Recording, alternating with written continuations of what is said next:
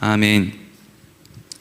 오늘은 영원한 기업의 약속이라는 제목으로 함께 말씀을 나누도록 하겠습니다. 여러분, 오늘 말씀을 들을 때 어쨌든지 장황하게 들릴 수도 있지만 잘 머릿속에 정리를 해 놓으셔서 성경이 우리에게 이야기하는 것이 이런 것이로구나 라는 것을 여러분들이 꼭 기억할 수 있으면 좋겠습니다.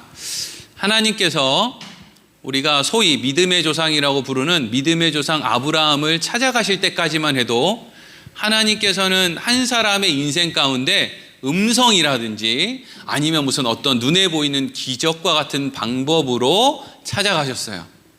그런데 이후에 이스라엘의 아브라함의 후손들인 믿음의 후손들인 이스라엘 사람들이 이제 큰 나라를 이룰 정도의 사람들이 되어서 애굽이라고 하는 이집트라고 하는 나라에서 출애굽할 때부터는 하나님께서는 각 사람에게 개별적으로 어떻게 음성이라든지 기적으로 역사하는 일은 하지 않으셨어요.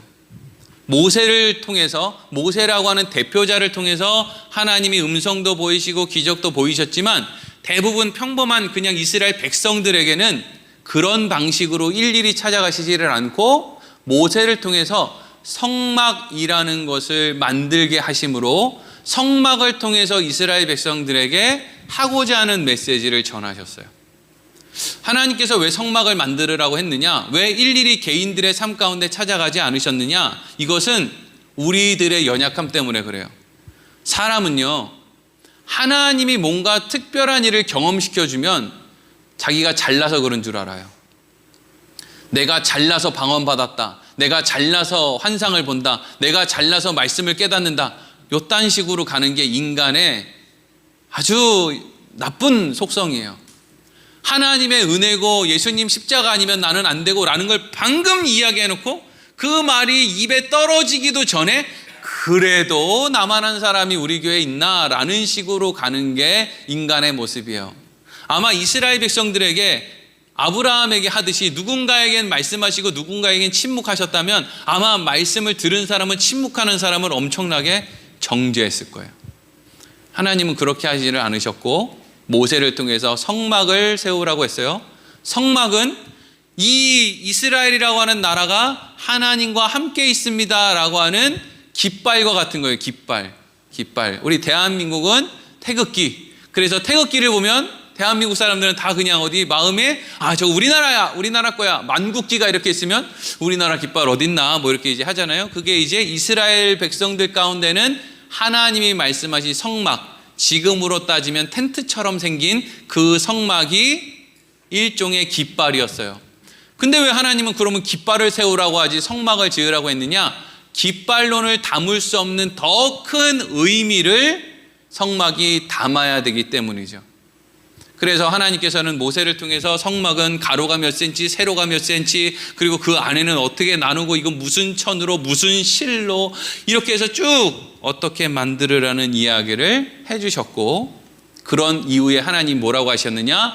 너희가 가는 곳마다 이 성막, 장막이 늘 함께 할 것인데 그것이 내가 너희들과 함께 한다는 것이다. 그것을 의미하는 것이다. 이렇게 말씀을 해주셨어요. 그러니까 결국에는 이 성막이 일종의 깃발과 같은 건데 이것은 결국 뭘 상징한다는 거예요? 내가 너희가 가는 곳에 늘 함께 가겠다라고 하는 것을 의미하는 거예요. 시간이 지나고 다윗 때에 이스라엘의 그 통일 이스라엘의 왕이었던 다윗 때에 다윗이 어느 날 통일 이스라엘의 왕이 된 이후에 자기 집을 지었어요. 그러니까 다윗이 제일 먼저 한 건 성전을 뭘 짓자 뭐 이런 게 아니라 자기 집을 먼저 지었어요. 다윗이 백향목으로 되어 있는, 상아로 되어 있는, 여러 가지 대리석으로 되어 있는 왕궁을 지은 다음에 그 왕궁에서 그 창문 너머, 뭐 그때 유리가 있었는지 모르겠지만 하여튼 그 문 너머로 이렇게 보니까 저기 멀찌감치 떨어진 곳에 성막이 있는 거예요. 장막이. 그 장막이 지금 만든 지가 수백 년이 지났으니까 이 장막이 아름다운 모습이었겠습니까? 아니면 남루한 모습이었겠습니까? 남루한 모습이었겠죠. 그렇죠? 네. 다 대답하신 거예요. 그렇죠? 마스크 때문에 제가 잘 안 들리는 거지.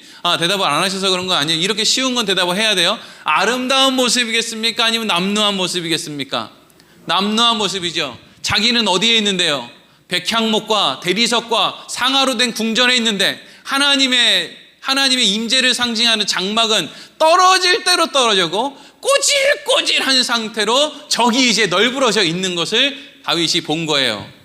지도 양심이 있지. 어떻게 이걸 가만히 둡니까? 물론 그 안에는 내가 하나님을 사랑하는데 하나님이 나를 왕으로 만들어주셨는데 내가 나만 생각했네, 이런 마음도 왜 없었겠냐마는 어쨌든지 간에 지집 먼저 짓고 그 다음에 내다보니까 장막이 꼬질꼬질해 보이니까 그걸 이제 지어야 되겠다라는 생각을 했단 말이죠. 근데 그것에 대해서 나단 선지자와 상의를 했을 때 나단 선지자가 다윗에게 뭐라고 했냐면, 장막은 하나님의 임재를 상징하는 건데 사실 장막의 원 의미는 벽돌로 된 건물이 아니라 저렇게 천막처럼 되어서 늘 백성들이 가는 곳마다 함께 가는 것, 그것이 사실 장막의 본래의 의미를 담고 있습니다 라는 의미를 담아서 하나님의 말씀을 전하는데, 내가 언제 나 집 지어달라고 했냐? 내가 이런 장막의 모습을 지은 것은 너희들이 가는 곳마다 내가 함께 가기 위함이야 라는 식으로 설명을 해주죠. 그런데 결국에는 하나님이 다윗 아들 솔로몬 때에 이 장막의 모양과 같은 대신에 견고한 벽돌과 또 무슨 백향목과 상아로 만든 그런 성전을 짓는 것을 하나님께서 허락을 해주세요. 안에 있는 구조와 여러 가지 집기들은 다 똑같은데 장막은 얼마든지 텐트니까 이렇게 들고 다른 곳으로 옮겨갈 수 있고 성전은 어디로 옮겨갈 수 없다라는 차이가 있을 뿐이지, 장막이 그래서 다윗 이후에 솔로몬 때에 성전이 되는 거예요. 그러면 이 성전이 그럼 뭘 의미하는 건가? 장막이 뭘 의미하는 건가? 예수님께서 이 땅에 오셨을 때, 처음부터 막 장황한데, 예수님께서 이 땅에 오셨을 때 제일 처음 그 광야에 가서 시험 받으시고 요단강에서 또 세례 받으시고 이거 말고 그냥 실질적으로 어떤 눈에 보이는 드러나는 대외적인 아주 큰 사역을 하나 하셨는데, 그게 뭐냐면 예루살렘 성전을 찾아가셔서 소위 성전 정화의 일을 하신 거예요. 성전에 있는 이방인의 뜰에 짐승들을 가져다 놓고 또 돈 바꾸는 환전상들이 그곳을 차지하고 앉아서 하나님께 제사 드리기 위해서는 우리를 거쳐서 우리가 파는 짐승을 사가고 우리가 파는 짐승을 사기 위해서는 또 돈을 성전에서 쓰는 돈으로 바꿔야 된다라고 막 그렇게 소 우는 소리, 환전상들이 돈 바꾸는 소리가 막 들렸을 때 예수님께서 성전에 들어가셔서 노끈을 채찍으로 만들어서 거기에 있는 짐승들을 내쫓고 돈 바꾸는 사람들의 판을 막 뒤집어 엎고 막 내쫓고 이렇게 했단 말이죠.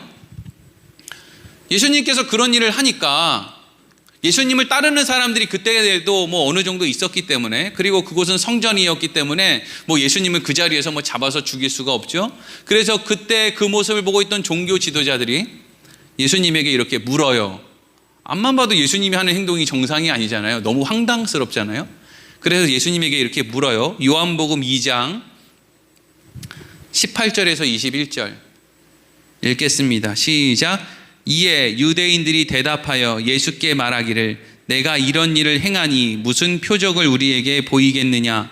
예수께서 대답하여 이르시되 너희가 이 성전을 헐라 내가 사흘 동안에 일으키리라. 유대인들이 이르되 이 성전은 46년 동안 지었거늘 내가 3일 동안 일으키겠느냐 하더라. 그러나 예수는 성전된 자기 육체를 가리켜 말씀하신 것이라. 아멘. 예수님께서 야 네가 뭔데 우리 성전에서 지금 우리가 종교 지도자야, 우리가 하나님 앞에 예배 드리는데 그거를 하는 사람들이야, 너는 뭔데 지금 여기서 동물들 내쫓고 환전상을 내쫓는 거야, 네가 뭔데? 라고 했을 때 예수님의 대답은 내가 성전이다 이렇게 얘기하신 거예요. 내가 성전이야. 나는 내 안에 돈 바꾸는 자들, 짐승들 이런 거 들어오는 거 싫어. 내가 성전이야. 난 이런 말 할 자격이 있어. 그러니까 니네가 성전을 헐어봐. 대신 내가 그 성전이라는 것을 내가 사흘 만에 부활하는 것으로 보여줄게. 내가 성전의 원형이야. 지금 너희들 눈에 보이는 벽돌로 만든 이 성전의 건물은 성전을 보여주기 위한, 성전의 의미를 전달하기 위한 예표일 뿐이고 이 성전의 원형이 바로 나야. 그러니까 나는 성전에 있는 짐승들 그리고 돈 바꾸는 사람을 얼마든지 내쫓을 수가 있어. 예수님이 이렇게 말씀하셨다고요. 자, 그럼 다시 거슬러 올라가 보겠습니다. 하나님께서 이스라엘 백성들에게 성막을 세우라고 했죠. 이 성막이 누구를 의미하는 거예요? 그게 예수예요. 아닌가요? 맞잖아요. 예수님이 그러셨잖아요. 내가 성전이라고. 예수님, 성전의 원형이 되신 예수님이 언제부터 이스라엘 백성들과 같이 다녔느냐? 출애굽 이후로부터 계속 같이 다니는 거예요. 성막이 성전이 되어도 늘 그곳에 계신 거예요. 누가? 성전의 원형이신 예수 그리스도께서. 그래서 지지난 시간에 멜기세덱의 반차를 따라 예수님께서 이 땅에 오셨다라는 걸 설명할 때 멜기세덱으로부터 그 족보를 따라 예수님이 오셨다는 건 어떤 시대에도 예수가 함께하지 않았던 적이 없었다라고 하는 의미가 멜기세덱의 족보를 따라 예수님이 오셨다라는 얘기고, 또 어느 시대에나 이 예수 그리스도의 예표인 성막이 있었다라는 것은 어느 시대에나 예수님이 함께하고 계셨다라는 걸 의미하는 거예요. 자, 여기서 여러분 분명히 아세요. 성경이 이야기하는 모든 구원은 예수예요. 구약이든 신약이든. 이제 와서 시대가 바뀌었다고 무슨 뭐 어떤 사람이, 근데 왜 우리나라는 다 그 사람들이 다 한국 사람이에요? 이 시대에 다른 예수가 필요하다고 하면 전부 한국 사람이야. 하여튼 한국 사람의 그 남다른 자존감들은 어떻게 해야 돼요, 이거? 네? 나라도 코딱지만한데 동방이 어쩌고저쩌고. 하여튼 이 시대에 필요한 예수는 대한민국에 다 있어. 지금 한 40명 50명 있다는데 하여튼 깝깝해 죽겠어요. 그걸 믿는 사람이나 얼마나 성경에 대한 관심이 없으면 그걸 믿고 있어요. 구약이나 신약이나 한결같이 하고 있는 이야기는 예수가 전부다. 예수가 너희와 함께하고 있다. 예수 그것만 설명하고 있는데 왜 예수는 뒷전이로 하고 이시성 가진 사람, 또 무슨 유시성 가진 사람, 뭐 이런 사람들을 왜 믿는 거예요 도대체? 그런 사람들은 본인에게도 책임이 있어요. 성경을 원치 안 보는 책임. 바른 말씀을 들으려고 좀 노력하지 않은 책임. 바른 말씀을 들으려고 노력하지 않은 책임 가운데 하나는 뭐냐면요, 고전을 고리타분하게 여기고 옛날 사람들이 고민했던 것을 아무렇지 않게 여기고 오늘날 어떤 새로운 무슨 뭐 감동을 받은 사람이 썼다는 그 글, 거기에 심취하는 게 여러분 그 마음이 나쁜 마음이에요. 고전이 어렵거든요. 근데 옛날 사람들이 그렇게 고민하고 연구해서 쓴 글 안에 사실 다 있어요. 우리는 그게 읽기 싫은 거예요. 그러니까 자꾸 더 새로운 거, 요것만 하면 된다는 거, 자꾸 그리로 가다 보면 엉뚱한 데 가서 서 있는 거예요. 저도 지금 엉뚱한 데로 좀 살짝 갔는데, 그래서 이제 오늘 말씀은 뭘 얘기하려는 거냐면요, 왜 성막이 예수냐, 왜 성전이 예수냐, 그 성막 안에 뭐가 있길래, 그 성전 안에 뭐가 있길래 그것이 예수라고 하는 것이냐, 이걸 얘기하는 거예요. 그 안에 뭐가 있는데, 1절, 오늘 본문 1절 읽겠습니다. 시작. 첫 언약에도 섬기는 예법과 세상에 속한 성소가 있더라. 아멘. 제가 1부 때도 이걸 되게 강조를 많이 했는데요, 1절에 보면 첫 언약이라는 말이 나오잖아요. 이걸 이제 오해하면 이게 하나님이 말씀하신 첫 번째 약속인가 보다 이렇게 생각하는데, 이거는 사실 하나님이 말씀하신 첫 번째 언약은 아니에요. 하나님이 말씀하신 첫 번째 언약은 뭐냐면요, 하나님이 아브라함에게 찾아가셔서 내가 너한테 복 줄 거야. 무조건. 맹세해. 나 아브라함아, 나 너한테 복 줄 거야. 너 봐봐. 나 너한테 약속해. 나 너한테 맹세해. 이게 여러분 하나님이 하신 진짜 온전한 첫째 언약이죠. 변하지 않아요. 왜? 하나님은 복 주실 거니까. 근데 여기서 이야기하는 첫 언약은 뭐냐면요, 애초에 아브라함에게 했던 언약이 아니라 모세 때 했던 언약. 그때 예법과 성소와 관련되어 있는 언약, 이런 거죠. 너희가 하나님의 법을 지키면 복을 받고 하나님의 법을 지키지 않으면 저주를 받을 것이다 라고 하는 그 언약을 이야기하는 거예요. 하나님께서 아브라함에게 주신다고 하는 복이 무엇인지를 설명하기 위해서 이 첫 번째 언약과 두 번째 언약을 다시 설명하고 있는 거예요. 이게 진짜 첫 번째 언약이 아니라요. 제가 일부 예배 때 그렇게 얘기했어요. 이거 이해가 잘 안 되시는 분은 자녀들 공부 못한다고 절대 나무라지 마세요. 다 여러분 닮은 거예요. 아버지 닮은 거예요? 아니고 여러분 닮은 거예요. 맨날 뭐 공부 못하면 주가 아버지 닮아가지고 공부 못한다 그러는데 아니에요. 나 닮은 거예요, 나. 네. 여기에서 이야기하는 첫 언약은 진짜 하나님이 복 주시겠다는 그 언약이 아니라 그 언약의 실체를 보여주기 위해서 모세를 통해서 보여주셨던 율법과 성전 제사 제도에 대한 걸 이야기하고 있는 거예요. 그런데 이제 2절에서 5절 읽겠습니다. 시작.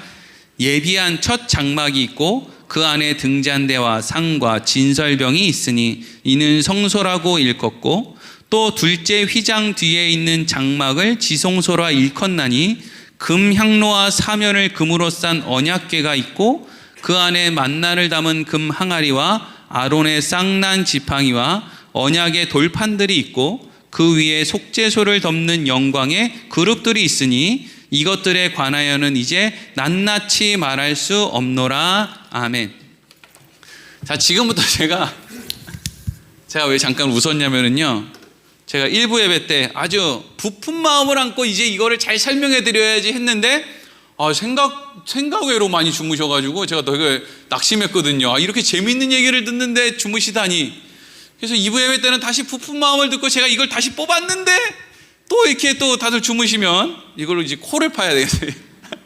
그럼 이제 저 장반이 뭐 하나 재밌는 거 하나 보다 이제 이렇게 이걸 등을 이렇게 긋거나.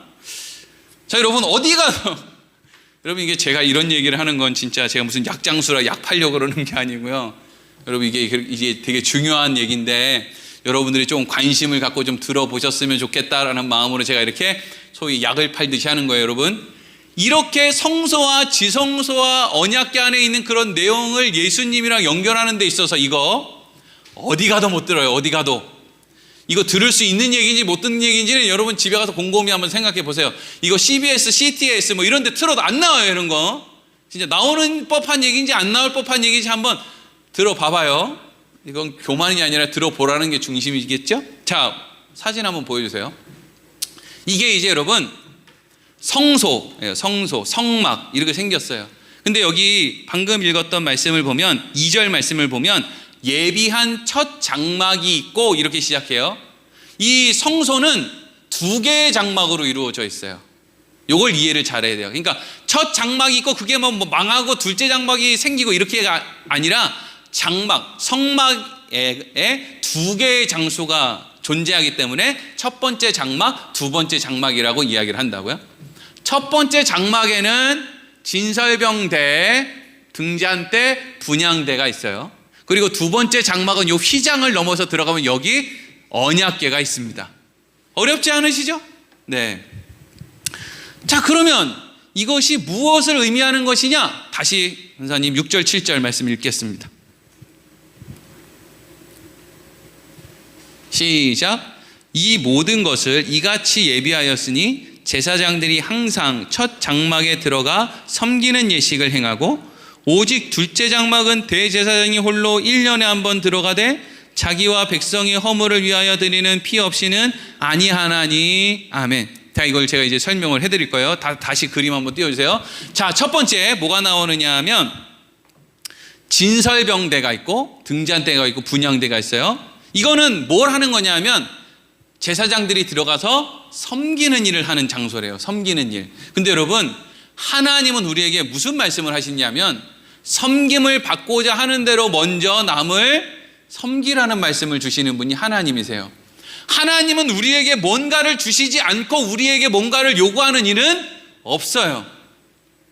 이스라엘 백성들이 성막을 만들거든요. 성막을 뭘로 만드냐면요, 이스라엘 백성들이 이집트를 빠져나올 때 그곳에 있는 귀족들, 부유한 사람들 집에 들어가서 금품을 요구해서 그것을 가지고 나오게끔 해요. 그걸 먼저 하나님께서 이스라엘 백성들에게 허락해 주신 다음에 그걸 가지고 이제 성막을 만들어요. 하나님은 먼저 여러분들에게 주시고 그 다음에 요구하시는 분이에요. 그러니까 지금 하나님을 섬기는 장소에 요 세 가지가 있는데 요거는 뭘 이야기하느냐 하면 하나님께서 첫 번째 이 진설병대는 12개 이스라엘 지파를 의미하는 12덩이의 떡이 항상 진열되어 있어요.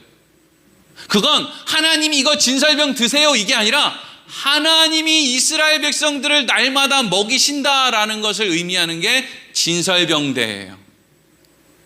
그 앞에 있는 등잔, 등불을 밝히는 등잔은 하나님께서는 날마다 이스라엘 백성들에게 진리를 가르쳐 주신다라는 걸 말씀하시는 거예요. 인간은 진리를 모르기 때문에 행하지 않는 게 아니에요. 아는데 안 행하는 거죠. 이스라엘 백성들이 율법을 받았는데 몰라서 안 지킨 게 아니에요. 알고 있음에도 안 지킨 거였죠. 그리고 이 분향대, 여기서 이제 향을 피우는 건데, 이 분향대는 뭘 이야기하느냐면요, 하나님께서는 우리의 허물을 알고 있는데 우리를 감추어 주신다라는 걸 의미해요.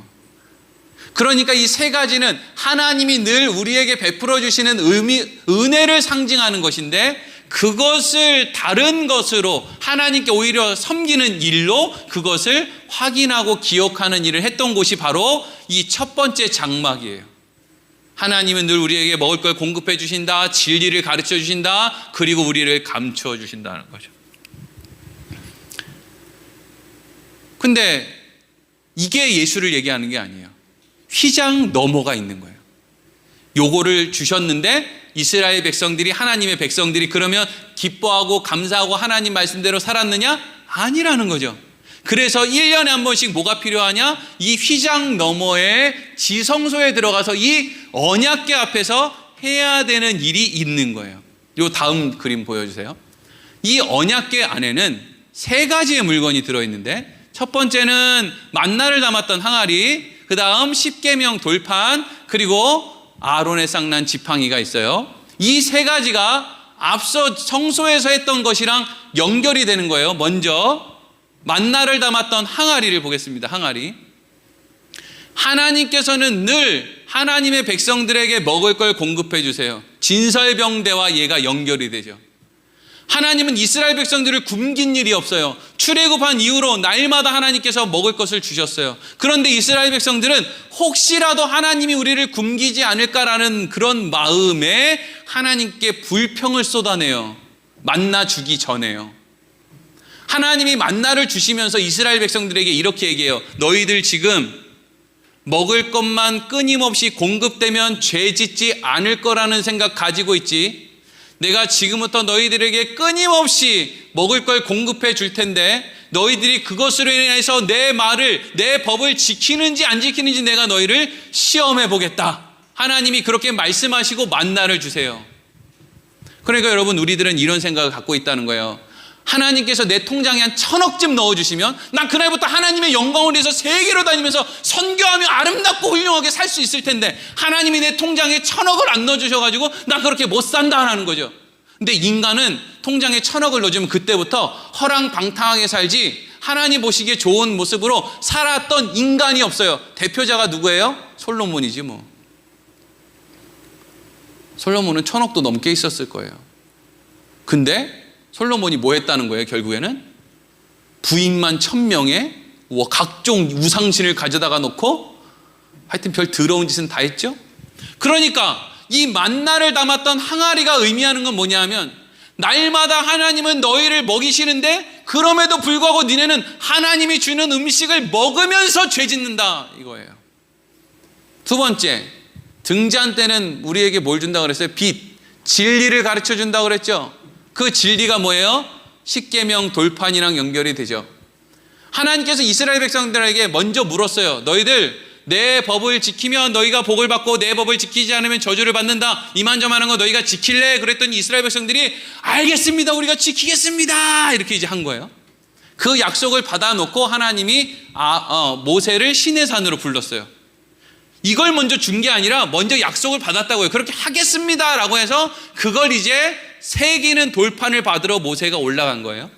모세가 올라가서 40일이 됐는데도 안 내려오니까 이스라엘 백성들이 모세 형 아론을 시켜가지고 뭘 만들어요? 황금 송아지를 만들죠. 그때 이스라엘 백성들의 머릿속에 뭐가 들어있는지가 분명히 드러난 거예요. 겉으로는 우리가 하나님의 말씀을 듣겠습니다 이렇게 얘기했는데, 이 사람들이 생각하고 있었던 신을 믿는 것은, 하나님은 우리에게 황금 송아지 같은 무슨 풍요라든지 물질이라든지 이런 것만 공급해 주시면 되고, 이 정신 생각은 내 생각대로 하겠습니다, 이게 우상숭배예요. 돌 하루방에다가 빌든 달림에게 빌든 그 어떤 대상에게 빌든지 간에 그 대상의 능력은 내가 따먹고 그 외의 생각은 내 멋대로 하겠습니다. 이게 모든 우상의 핵심이죠. 이게 황금송아지가 가지고 있는 거였어요. 하나님 말씀을 듣겠습니다 라고 해놓고도 그 사람들 안에는 하나님 말씀을 듣는다고 이야기해놓고 결국 그래서 하나님의 능력을 이용해서 돈을 얻으면 내가 이제는 내 생각대로 해야지 라는 생각이 이 안에 포함되어 있었다고요. 그래서 모세가 40일 만에 시내산에서 내려왔을 때 황금송아지 만들어 놓고 흥청망청 오늘이 여호와의 날이다, 이게 여호와다 이러면서 황금송아지 앞에 막 춤췄을 때 모세가 막 열이 받아가지고 이 돌판을 때려 부시죠. 그래서 이 언약궤 안에는 두 번째 돌판이 있어요. 첫 번째 돌판은 없어요. 깨져서 사라져 버렸어요. 그러니까 이 두 번째 돌판도 하나님이 끊임없이 비춰주시는 진리에 대한 인간의 범죄를 의미하는 거죠. 세 번째는 아론의 쌍난 지팡이. 이건 뭐랑 연결된다고 그랬어요? 분향대랑 연결된다고 그랬죠. 분향대는 뭐예요? 인간의 허물을 감추어 주시는 거라고 그랬죠.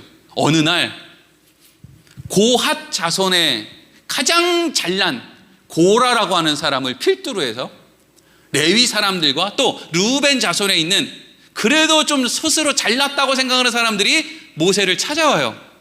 그리고 나서 이렇게 얘기하는 거예요. 모세 선생님 나이 많잖아요. 어지간히 좀 해 드세요. 이제 젊은 우리가 하겠습니다. 다음 세대 좀 키워보세요. 뭐 그렇다고 해서 또 이 이야기 듣고 다음 세대 안 키우고 또 목사님들 은퇴하지 말라는 이야기 아니에요. 목사님들 빨리 은퇴 좀 하세요. 엉뚱한 또 3000% 가네. 그랬더니 모세가 그걸 가지고 이제 하나님 앞에 나가는 거예요. 하나님 이만저만 해가지고 쟤네가 지금 나 이렇게 하고 막. 그러니까 이제 하나님이 모세를 찾아온 사람들에게 그러면 향로를 가지고 오라고 해요. 향로. 누가 하나님의 택함을 받은 사람인지 알아보자. 향로를 가지고 와. 그러니까 지금 그 상황 속에서 고라 자손은 무슨 생각을 하고 있냐면은 내가 더 잘할 건데, 내가 저 자리의 주인인데, 이런 생각을 했고, 모세는 그런 생각을 어떻게 지적했느냐 하면, 그러면 너네는 너한테 자격이 있다라고 생각을 하는구나. 나는 나한테 자격이 없다고 생각하는데 너는 너한테 자격이 있다고 생각하니까 나 같은 사람은 없애고 네가 너의 자격대로 어떤 자리를 얻고 싶어 하는구나. 하나님이 우리를 감추어주고 하나님의 은혜 가운데 우리가 성전에서 물이라도 기르는 일을 하는 것이 얼마나 감사한 일인지 너는 모르고 있구나. 이런 지적을 해요. 그리고 그 다음날 모세와 아론도 그리고 다른 250명의 레위인들도 향로를 들고 모였어요. 근데 그때 땅이 막 갈라지면서 고라 자손은 땅속으로 들어가서 죽고, 향로 들고 나왔던 사람들은 그 향로에서 원래는 연기가 감춰야 되는데 그 안에서 불이 연기를 뚫고 나와서 250명 죽였어요. 250명을. 다 아는 이야기죠. 네. 제가 그러니까 이렇게 어설프게 설명을 해도 그거 이렇게 이제 다 아는 거죠. 이제 모르시는 분들은 집에 가서 민수기 말씀을 찬찬히 읽어보시면 됩니다. 그래서 이제 그 다음 날이 됐어요. 250명의 사람이 죽고 막 고라 자손의 가족들이 막 죽으니까 이스라엘 백성들이 너무 당황스러운 거예요. 왜? 고라를 비롯한 지금 모세 찾아갔던 사람들 다 잘난 사람들이에요? 못난 사람들이에요? 쓸만한 사람들이란 말이에요. 소위 교회 일꾼들이란 말이에요. 그런 일꾼들 쓸만한 사람이 하루아침에 다 죽어버리니까 일은 누가 하냐고요. 일은. 그러니까 이 백성들이 모세를 원망하기 시작했어요. 막 모세를 때려 죽이려고 했어요. 그랬더니 그날 연병이 일어나서 또 14,700명이 죽죠. 이런 모습을 통해서 이제 우리는 뭘 알 수 있어요? 야, 참 인간들 답답하다. 하나님이 주시는 만나와 메추라기를 먹으면서 구름기둥 불기둥을 따라다니면서 자기들 능력으로는 아무것도 할 수 없고, 그래서 적들을 만나면 뭐 손을 들면 이기고 손을 내리면 지고 막 이런 식으로 살아가면서 그 틈바구니에서 뭘 얘기해요? 자기의 자격을 이야기하는 거예요. 그러니까 하나님이 감춰주지 않았을 때는 그 자기의 자격 때문에 다 어떻게 되는 거예요? 죽는 거죠. 근데 그리고 나서 하나님께서 각 지파의 사람들에게 지팡이를 하나씩 갖고 오라 그래요. 그리고 나서 다음 날이 됐는데 어디에만 싹이 났다는 거예요? 아론의 지팡이에만 싹이 났다는 거예요. 다 자격 없는, 다 생명력이 뿌러 끊어진 마른 막대기인데 하나님의 은혜로, 하나님의 은혜가 베풀어지는 사람에게만 싹이 나는 거지, 너희들의 실력으로 따지자면 전부 마른 막대기에 지나지 않는다. 너네들 자격이 없다. 라고 하는 걸 상징하는 게 아론의 쌍난 지팡이에요. 자, 그래서 다시 지성소 그 언약궤 사진 띄워주세요.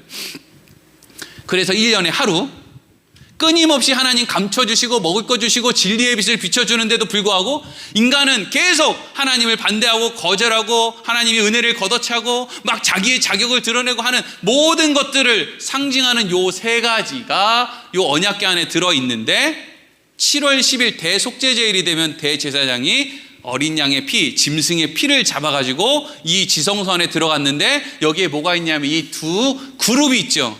이 그룹은 하나님의 경호대장이에요. 하나님은 경호가 필요 없는데 우리한테 뭔가를 가르쳐 주려고 이제 경호원들이 필요 따라다니는 거예요. 그러니까 우리는 하나님은 볼 수 없지만 하나님의 경호대장을 본다라는 건 그 장소에 누가 있다는 거죠? 하나님이 있다는 거예요. 그렇죠? 여기에 대속죄제일 여기 들어가면 하나님의 경호대장이 있고 여기 어딘가 눈에 보이지 않는 하나님이 이제 여기를 보고 있겠죠? 근데 여기에 보고 있는데 하나님의 경호대장들이 지금 뭘 보고 있어요? 인간의 허물을 상징하는 하나님의 한량없는 은혜를 계속 공급받음에도 불구하고 계속 범죄하는 것을 상징하는 요 세 가지를 이 친위대장들이 바라보고 있어요. 그럼 이제 어떻게 될까요? 하나님 명령만 내려주십시오. 우리가 가서 전부 다 찢어 죽이겠습니다. 이렇게 이제 돼 있는 거죠. 근데 그때 대제사장이 그 피를 어디다 부어요? 이 속죄소라고 하는 이 뚜껑이 요게 열려요. 이렇게 열려요. 그럼 요 안에 이제 요게 세 개가 있고 얘가 뚜껑으로 열리는데 여기에 이렇게 이제 날개 모양으로 이렇게 이게 짜잘짜잘한 게 있죠. 이게 이제 어떻게 보면 이제 쟁반처럼 이렇게 홈이 있어요. 거기다가 피를 붓는 거예요. 여기다가 피를 이렇게 부으면 이 그룹들의 눈에는 안에 있는 인간의 허물이 보일까요? 아니면 위에 덮여 있는 피만 보일까요? 피만 보이겠죠? 그러면 그래서 이 두 그룹이 어떻게 한다는 거예요? 이젠 죄가 안 보이네. 하나님이 이제 그들을 정죄할 이유가 없어졌습니다. 이렇게 된다는 거예요. 이게 성소가 가지고 있는 의미와 역할이에요. 하나님은 한량없는 걸 주시는데 인간은 계속해서 범죄하는데 그 모든 책임을 뭐가 덮어요? 짐승의 피가 덮어서 이 안에 있는 게 바뀌어서가 아니라 이 안에 있는 건 똑같은데 이걸 덮기 때문에 죄가 없어진다. 쉽죠? 네, 참 쉽죠. 네.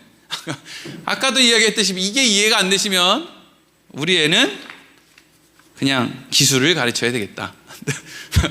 네, 우리 집처럼 벌써부터 우리 애들은 기술을 가르치고 있다. 이리로 가야 된다고요. 자, 그래서 오늘 말씀이 이렇게 이어져요. 8절 읽겠습니다. 8절 시작.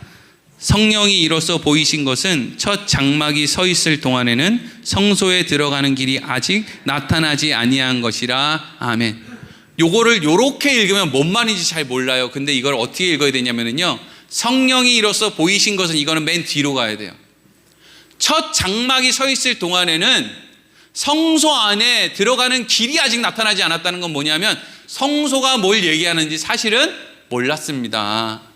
그저 하나님 잘 섬기라는 건 줄만 알았습니다. 그런데 성령이 보이셨다는 것은 예수님께서 죽으심으로 휘장이 다 찢어지고 그 휘장 너머에 지성소에 법궤가 있고 그 법궤 안에 뭐가 있고 이런 내용들을 성령을 통해서 우리가 다 알게 되었을 때, 그래서 성전이 성막이 예수 그리스도를 의미하는 거구나 라는 것을 우리가 알게 되었습니다. 그전에는 우리가 알 수가 없었습니다. 요 얘기죠. 그리고 9절 10절 읽겠습니다. 시작. 이 장막은 현재까지의 비유니 이에 따라 드리는 예물과 제사는 섬기는 자를 그 양심상 온전하게 할 수 없나니 이런 것은 먹고 마시는 것과 여러 가지 씻는 것과 함께 육체의 예법일 뿐이며 개혁할 때까지 맡겨둔 것이니라. 아멘. 매년 제사장이 들어가서 또 매일 제사장들이 들어가서 그 섬기는 예법을 행하고 대제사장은 1년에 한 번씩 지성소에 들어가서 백성들의 죄를 해결하는 일을 계속해요. 근데 그런 것들은 비유에 불과하다는 거예요. 무슨 비유? 예수님을 드러내기 위한 비유에 불과하다는 거예요. 완전하지 못하다는 거죠. 그래서 그것들은 사실 그것들이 우리의 죄를 해결해 준다고 이야기는 하지만 그럼에도 불구하고 그런 행동을 하고 나왔을 때 인간의 마음에 뭔가 깨림칙한 게 있다는 거예요. 진짜 이거 없어졌나? 거기다 그냥 피 좀 부었다고 그거 없어졌나? 근데 대제사장은 그거 피 붓는 거라도 봤죠. 백성들은 그거 보지도 않았잖아요. 대제사장이 그냥 지성소에서 그거 하고 나왔다, 요 얘기만 듣는 거지. 보통 백성들은 그런 일이 뭐가 어떻게 됐는지 보지도 않았어요. 근데 그냥 그걸 통해서 대제사장이 잘 나왔대 무사히. 그래서 올 한 해 동안 우리는 이제 제사함을 받은 거야.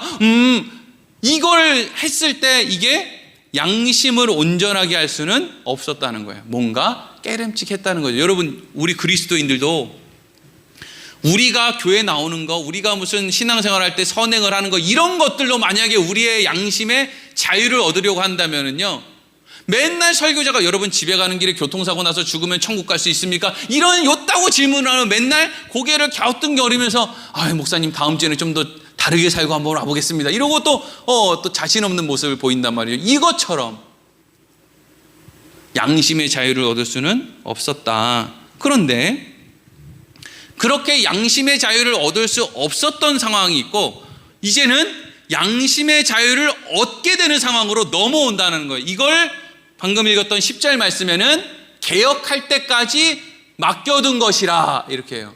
그러니까 예수 그리스도가 드러날 때까지 이 성소는 진짜가 아니야, 진짜 성소는 예수 그리스도야 라는 것을, 성소에서 예배 제사 드렸는데도 양심의 자유를 얻으면 티가 안 나잖아요.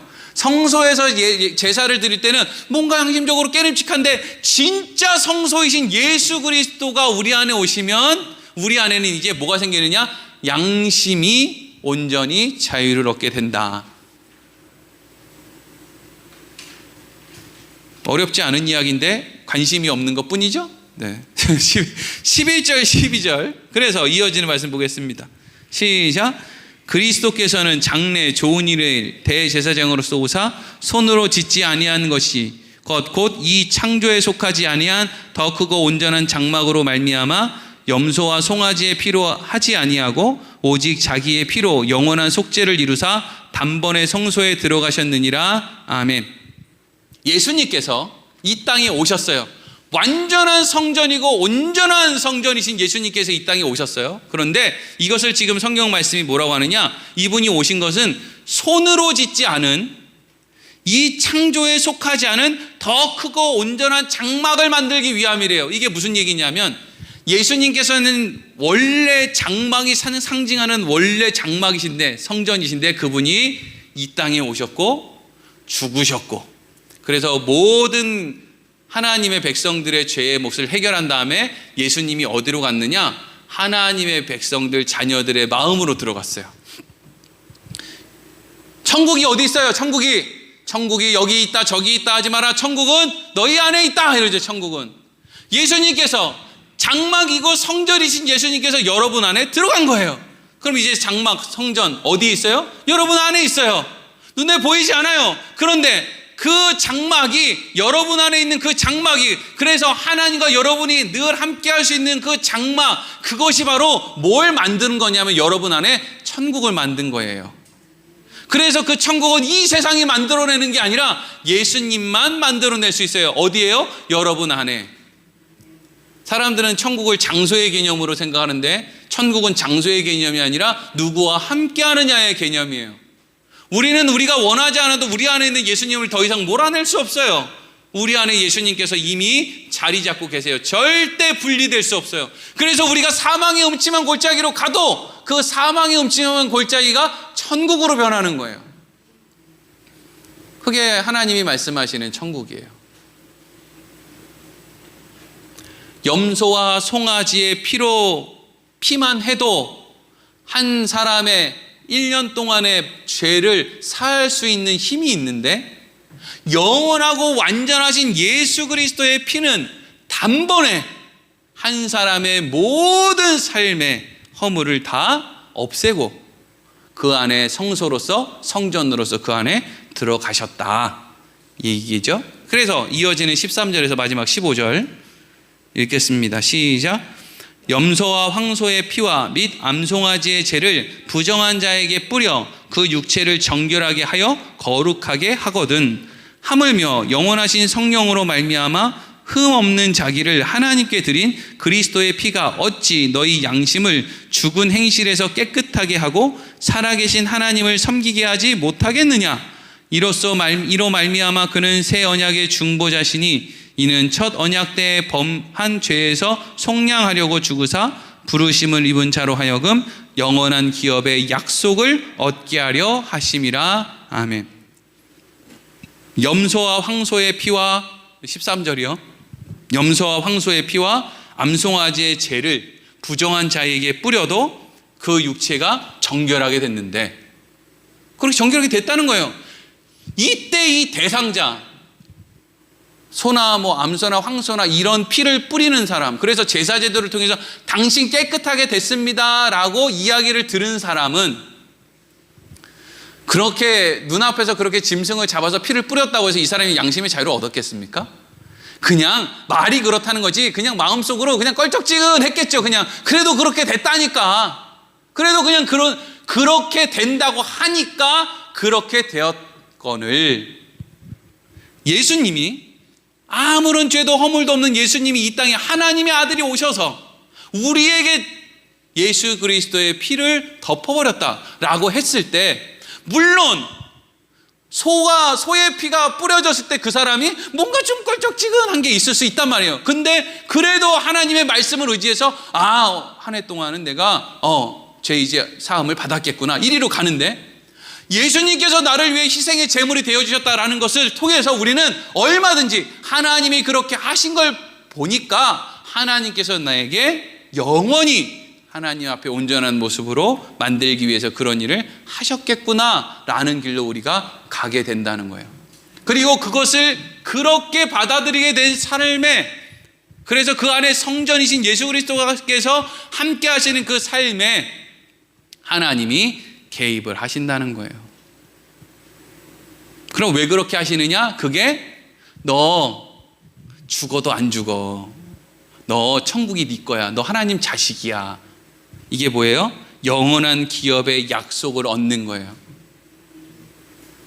여러분, 우리가 살다 보면 이제 말씀을 정리할 텐데, 다른 사람은 다 그렇게 안 사는데 나만 그렇게 사는 경우가 있어요. 평생 가봐야 교회 청소 한 번도 안 하고, 이건 또 교회 또 얘기하니까 교회 뺏겨요. 요즘에 또 교회에서 청소하라 그러면 또 싫어하니까. 가족 모임에서 한 번도 부정물에 손 안 담그면서 사는 사람들도 있어요. 근데 어떤 사람은 그래도 내가 예수 믿으니까 이렇게 해야죠 라고 하는 그런 생각으로 바보 멍청이 짓을 하며 사는 사람들도 간혹 있어요. 물론 요즘엔 많이 없죠. 하지만 예전엔 있었고 지금도 있어요. 바보 멍청이 소리 들으면서 다른 사람들보다 돈을 더 쓰면서도 좋은 소리 못 듣는 사람들이 있어요. 왜 그러고 사는지 몰라 라는 사람들이 있어요. 쟤 바보야, 쟤 그냥 씌워 먹어, 이런 사람들이 있어요. 여러분, 교회가 어떻게 운영되는 줄 아세요? 잘난 사람들 때문에 교회는 절대 운영되지 않아요. 잘난 사람들은 헌금 안 해요. 너무 잘나서. 왜 11조 감사헌금 성경금을 안 해도 되는지 그 이유를 100가지 1000가지도 더 알고 있어요. 너무 똑똑해요. 그래서 그분들은 죄송하지만 그분들 때문에 이 세상에 있는 교회는 잘 운영되지 않아요. 교회는 어떤 사람들 때문에 운영되느냐면요, 이유 없는 사람들 때문에 운영이 돼요. 나 몰라, 나 힘들어. 여러분, 안 힘든 사람이 없어요. 어디 있어요? 근데 그냥 내 마음에 다음 주가 맥주감사 주일이니까 나 하나님 사랑하는 마음으로 나 그냥 하는 거야. 이걸 저것도 목사 저거 맹목적으로 또 돈 내라고 교회에서 얘기하는 거야, 그 얘기를 하려는 게 아니고요. 그런 마음이 있는 사람이 있다고요. 희한한 마음 가진 사람들이 있단 말이에요. 여러분, 헌금 안 내도, 우리가 다 헌금 안 하고 아무것도 안 해도 교회 안 망한다고요. 카타콤에 기어 들어갔어도 교회 안 망했어요. 근데 거기 기어 들어가고자 하는 마음이 생기는 사람이 있다고요. 그러면 이 성경은 누구한테 주는 책이에요? 그런 요상한 마음을 가진 사람에게 쓴 책이죠. 뭘 얘기하려고요? 그거요, 네가 하나님의 나라를 언약으로 받았기 때문에 너 그런 일이 너한테 일어나는 거야. 너가 바보라서가 아니라.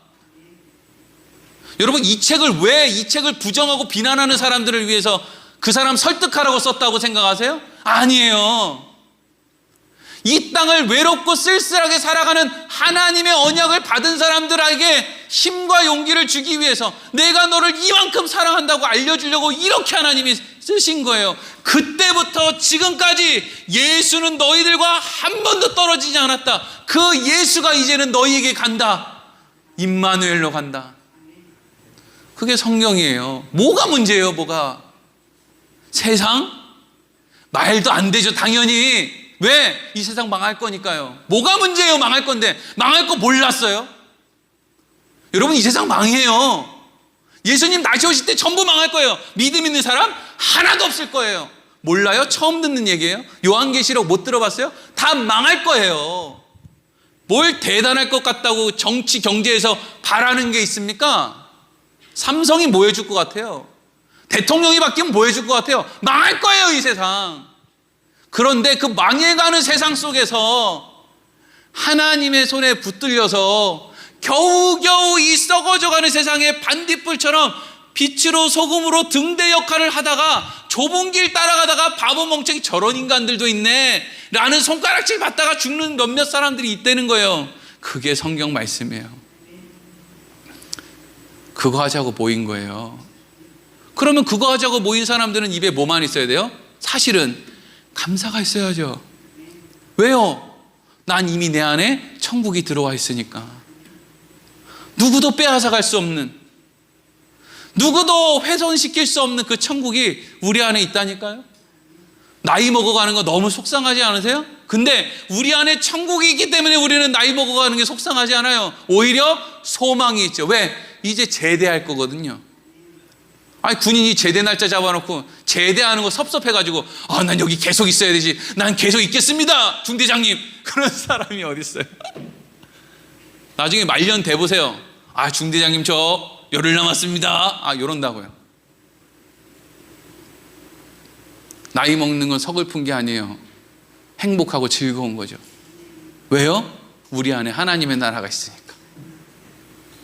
그 이야기를 지금 히브리서 수신자들에게 히브리서 기자가 왜 해줘요? 히브리서 수신자들의 삶이 어려워요. 그리스도인들의 삶은 예수 그리스도의 이후로 지금까지 한 번도 넉넉한 적이 없어요. 맨날 그냥 그래요. 그냥 그래요. 왜 그냥 그래요? 그냥 그래야 하나님을 알거든요. 떵떵거리고 사는 사람들은 하나님 몰라요. 하나님 관심도 없어요. 올여름 휴가 어디로 갈지 말고는 관심 없어요. 빨리 이놈의 코로나가 끝나야 비행기 타고 어디라도 갈 텐데 요거 말고는 관심이 없다고요. 근데 삶이 어려워요. 눈물 좀 흘려봐요. 그러면 뭐에 관심이 있어요? 하나님. 하나님에게 관심이 어찌 되겠어요? 하나님한테 있는 관심처럼 그렇게 했으면 서울대 갔겠네? 고난이 찾아오니까 하나님이 너무 생각나. 고난이 사라지니까 세상이 너무 생각나. 그러니 예수 그리스도의 이후로 천국을 선물 받은 사람들은 다 삶이 그냥 그렇죠. 하나님을 좀 알아야 될 거 아니에요. 우리 안에 성소의 원형이신 예수님께서 함께 하신다. 그것이 우리 성도의 기쁨이고 감격이다. 우리의 삶이 힘들어도 절대로 낙심할 수 없다. 날마다 기억하며 살아가는 우리들의 삶이 되기를 소망합니다. 기도하기